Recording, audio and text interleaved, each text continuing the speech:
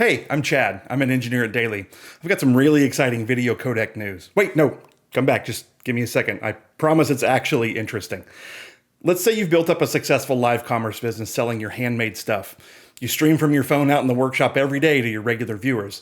You want the video to be really high quality so people actually see what they're buying.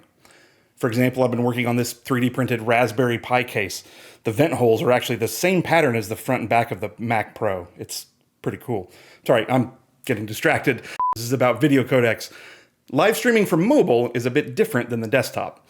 It uses a codec called H.264 because your iPhone has a special chip, a hardware video encoder, that can generate really high quality video without using up all of your battery. This is a demo I set up to show you what I mean. My phone is sending video into a daily call, and what you're actually seeing is a screen recording of my iPad receiving that call, so you can get an idea of what the experience is like for my audience. My phone is capturing 720p video at 30 frames per second and hardware encoding it in H.264 at 3 megabits per second. That's a pretty high bit rate, but the video does look pretty good. The thing with hardware video encoders is that they aren't very flexible. Software encoders, like what you get in a browser on a desktop PC, can do things like variable bitrate and fine-grained simulcast, things you can't do on a hardware encoder on a phone. Let me show you what I mean. I'm setting the same video at the same quality from my phone, but on the iPad, on the receive side, I've limited the network speed to just 2.5 megabits a second. That's actually pretty typical for a spotty cell network connection. I get this kind of connection at the spot where I wait in the carpool line to pick up my kids from school. Hardware encoded H.264 can have problems degrading gracefully in bad network conditions like this. So let's fix it.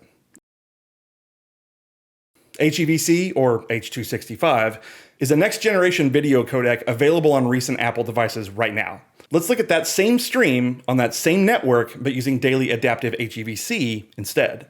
It's coming through just fine and looking great because this video is encoded at only 1 megabit per second.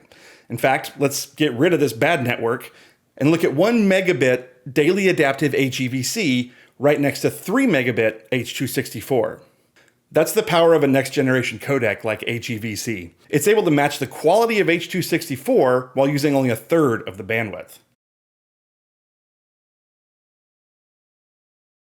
Okay, but what's the adaptive part? Well, thanks to the power of the iPhone hardware encoder and the flexibility of Daily's new native mobile SDKs, Daily Adaptive HEVC is also sending out an H.264 stream for devices that don't yet support H.265. And I'm doing that while still using less power and bandwidth than if I was sending 3 megabits of H.264. Let's get back to the carpool line network again. Look how much better this looks with Daily Adaptive HEVC. You can almost see the bubbles in the resin because I was too impatient to let the tank settle before I started the print. In fact, maybe I should go back to the old video. I'll deal with that later. If you spend any time working with video codecs, you're probably dreading the amount of work it's going to take to put this into your app. Well, I have good news there too. This is a one-line code change in Daily's iOS SDK. Just call Update Publishing with your encoding set to Adaptive HEVC like this.